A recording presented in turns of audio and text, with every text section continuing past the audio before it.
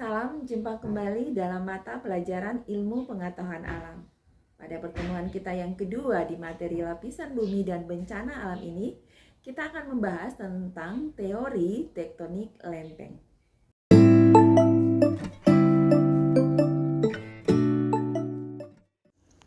Anak-anakku sekalian, berdasarkan teori tektonik lempeng, kerak bumi dan bagian atas dari mantel bumi terbagi menjadi beberapa bagian.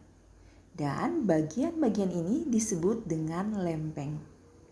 Dan pada slide ini ada gambar lempeng di dunia beserta dengan jenis pergerakannya. Lempeng merupakan bagian dari kerak bumi yang keras dan mengapung di atas astenosfer yang cair dan panas. Lempeng tektonik menjadi bebas bergerak dan saling berinteraksi dengan yang lainnya. Lempeng tektonik satu dengan lempeng tektonik yang lainnya mempunyai perbatasan. Dan perbatasan ini memiliki kondisi tektonik yang aktif. Hal ini dapat menyebabkan gempa bumi, gunung berapi, dan membentuk daratan tinggi. Ketika lempeng bergerak, akan terjadi interaksi antar lempeng. Dan lempeng dapat bergerak saling menjauh atau gerak divergen, saling mendekat atau gerak konvergen, dan saling bergeser atau gerak transform. Divergen adalah dua lempeng yang bergerak berlawanan dan saling menjauh, menyebabkan terbentuknya patahan atau retakan di kerak benua dan tanggul dasar laut di kerak samudra.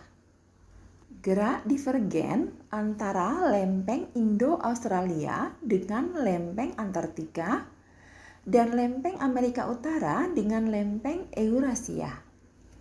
Contoh gerak divergen di daratan seperti gambar pada slide ini, yaitu terbentuk patahan atau retakan besar di Afrika.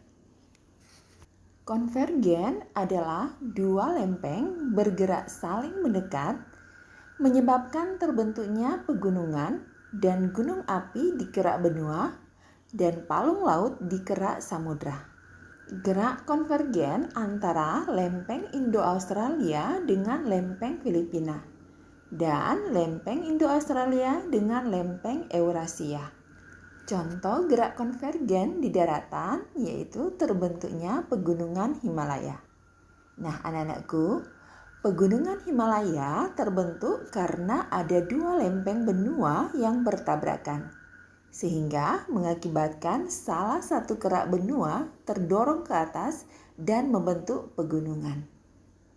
Transform adalah dua lempeng bergerak saling menyamping dengan arah berlawanan, menyebabkan aktivitas vulkanisme yang lemah disertai gempa bumi yang tidak terlalu kuat.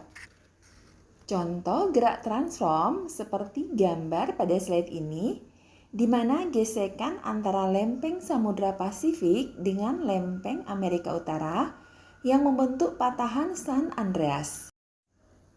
Anak-anakku sekalian, kita akan mempelajari penyebab terjadinya pergerakan lempeng tektonik.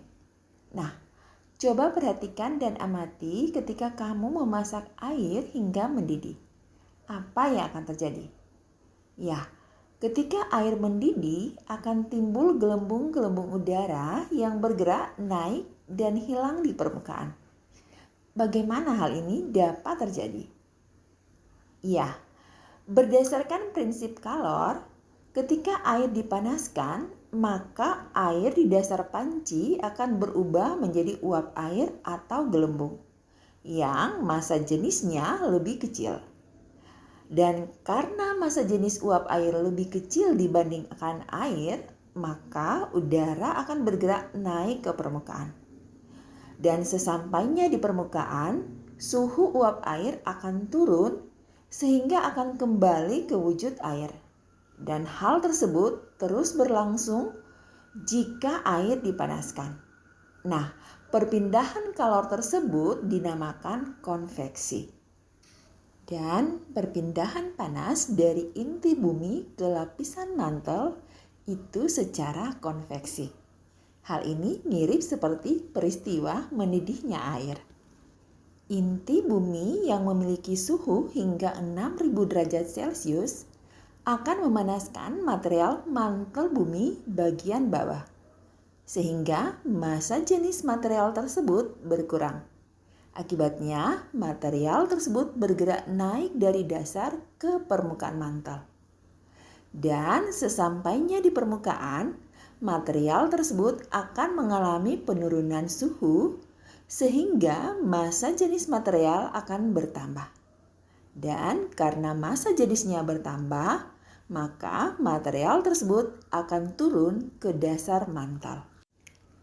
Di dasar mantel, material tersebut akan terkena panas bumi kembali sehingga proses konveksi terjadi terus-menerus. Dan berdasarkan teori ini, ilmuwan berhipotesis bahwa konveksi inti bumi menyebabkan pergerakan lempeng.